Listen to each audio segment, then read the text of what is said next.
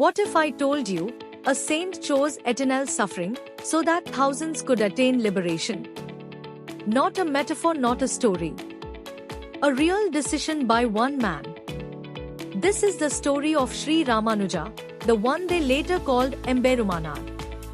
In the sacred land of Sri Perumbudur in the 11th century, a child was born who would change the future of bhakti. His name was Ilya Perumal.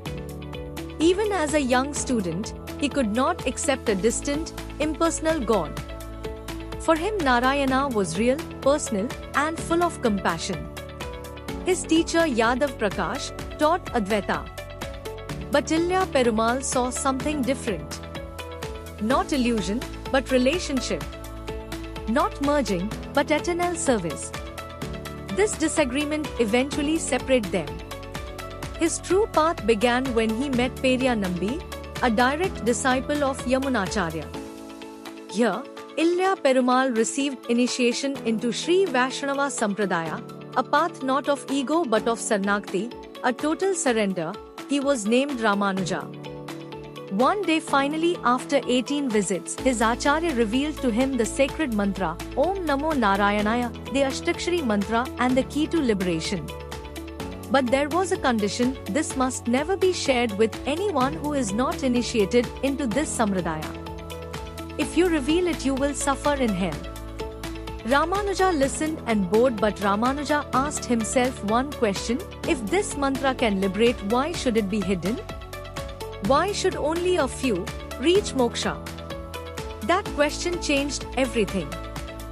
He climbed the temple tower and called out to everyone below, "Come, all of you. I will give you the mantra that grants liberation." And then he revealed it to everyone without fear. His guru was furious. "You have disobeyed. You will go to hell for this." Ramanuja bowed and said, "If I alone go to hell, but all these people attain moksha, I accept it." In that moment, his Acharya saw the truth. This was not disobedience.